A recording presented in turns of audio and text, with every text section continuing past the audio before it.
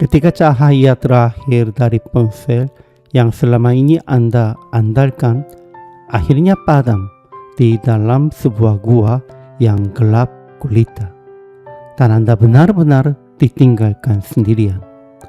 Rasa takut yang luar biasa akan memenuhi hati. Bahkan hanya dengan merasakan ada sosok yang tidak dikenal di dekat Anda, ketakutan itu dapat semakin bertambah. Namun ketika melalui sececah cahaya Anda menyadari bahwa orang di samping Anda adalah seseorang yang mengasihi, melindungi, dan menolong Anda, ketenangan pun mulai menggantikan ketakutan. Meski jalan yang harus ditempuh masih gelap, Anda tidak lagi merasa sendirian. Demikian pula, Yesus mengajak kita untuk tidak berjalan seorang diri di dalam kegelapan dunia ini, melainkan mengikuti Dia, Sang Terang Dunia. Dan melalui firman hari ini, kita juga belajar bahwa di jalan mengikuti Yesus, Allah Bapa senantiasa menyertainya dan menyertai kita.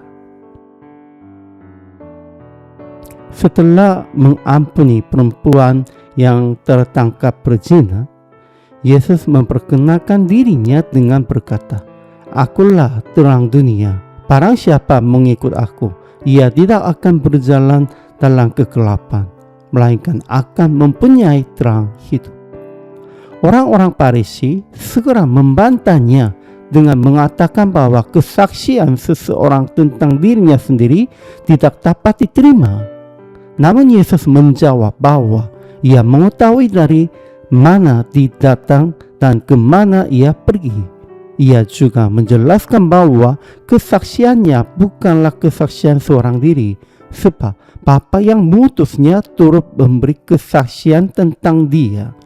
Dengan demikian, sesuai hukum Taurat yang menyatakan bahwa kesaksian dua orang adalah sah, kesaksian tentang Yesus pun benar adanya.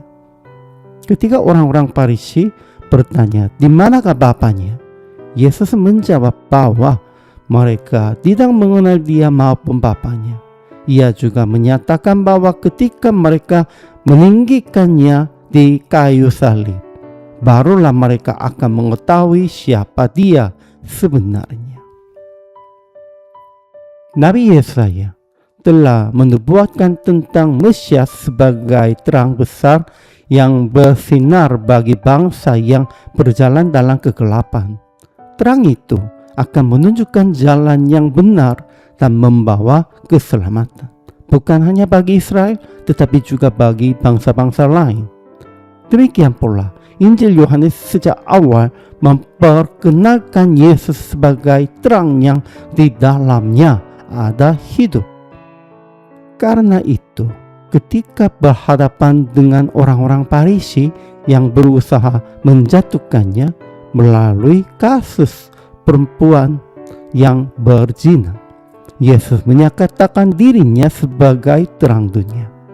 Sebelumnya Ia telah menyingkapkan kegelapan hati mereka melalui perkataan, "Barang siapa di antara kamu tidak berdosa, hendaklah ia yang pertama melemparkan dusta batunya." Namun meskipun terang itu bersinar di hadapan mereka, orang-orang Farisi tetap menolak untuk mendengarkan dan terus mempertanyakan otoritas serta kesaksian Yesus. Meskipun ditolak dan dipersoalkan, Yesus tetap bersaksi dengan berani bahwa Ia adalah terang dunia dan bahwa Ia akan ditinggikan di kayu salib. Ia dapat melakukan hal itu karena Ia tidak berbicara menuntun kehendaknya sendiri, melainkan menyampaikan apa yang diajarkan Bapa kepadanya. Ia juga memiliki keyakinan yang teguh bahwa Bapa yang mengutusnya senantiasa menyertainya dan tidak pernah meninggalkannya seorang diri. Demikian pula, kita yang mengikuti Yesus dipanggil untuk hidup di dalam terang-Nya.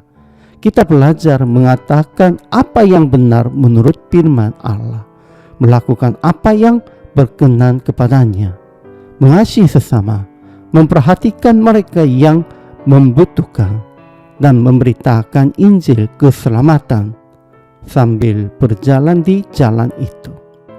Kita percaya bahwa Allah Bapa tidak akan meninggalkan kita, melainkan akan terus menyertai dan memimpin kita untuk selama-lamanya.